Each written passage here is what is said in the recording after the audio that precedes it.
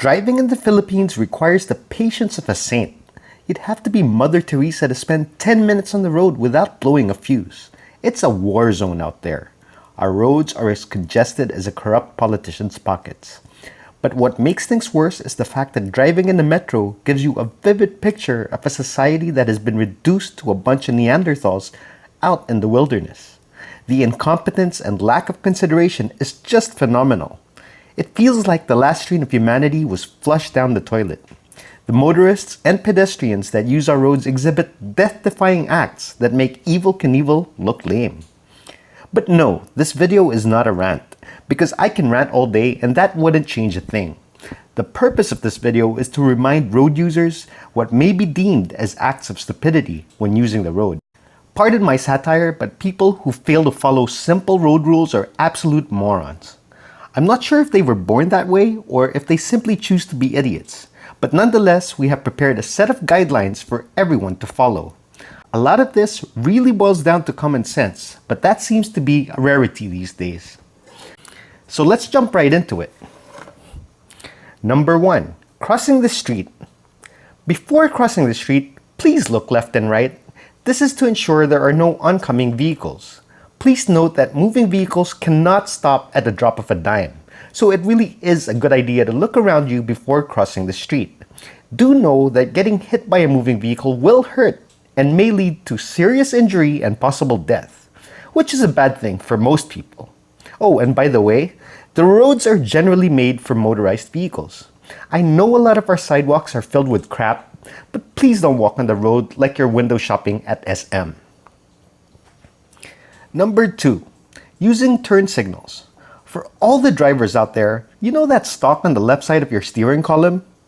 Well, moving it activates your turn signals. This is used to indicate your intent to turn or switch lanes. You move it down for left turns and up for right turns. Please note that you should use this before making the turn and not as you are turning. It is designed to give motorists behind you a heads up. If you step on your brakes before using the turn signal, the only thing it tells the motorist behind you is that there is another idiot behind the wheel. Oh, and while we're on the subject of turn signals, your blinkers or hazard lights should only be used when you're a potential hazard, like when you've broken down on the side of the road, not when you can't see in the rain or when you want to park illegally. Number 3, waiting in line. Anyone with an iota of decency would know to wait in line. We seem to have no problem doing this at the supermarket, but for some reason our moral code seems to go haywire when we're out on the road. We always see these degenerates trying to get ahead and then cutting in line, in between other motorists who have been patiently waiting. Please note that this is totally different from overtaking. Overtaking is when you pass a car that is moving slower than you. That doesn't count when traffic is bumper to bumper. So unless you're a complete numbskull, there is absolutely no excuse to counterflow, pass turning vehicles, and cut into traffic at U-turn slots. And remember, your time is not more important than everyone else's, even if you have a severe case of diarrhea. Number 4, left lane hogging. If someone has to pass you on the right lane, this may be an indication that you're an idiot. It doesn't matter what your excuse is. You should use the leftmost lane only for overtaking. Even if you're already driving at the speed limit and the maniac behind you is trying to set a new land speed record, get out of the way. You being there only makes the road more prone to accidents. Number 5, road signs and markings. Contrary to popular belief, these road markings are not there for aesthetic purposes. They actually mean something and are there to promote safety and efficiency for all road users. Take this yellow box with an X for instance.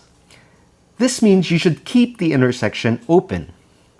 Even without a marking, common sense should dictate not to block an intersection. There is no point in causing a delay for everyone else just because you have nowhere to go. Doing this is a classic douchebag move. The same goes for stop signs, pedestrian lanes, and traffic lights. They're there for our collective safety. If you feel your life is worth the 30 seconds you save by disregarding these signs, please keep in mind that those around you aren't as worthless.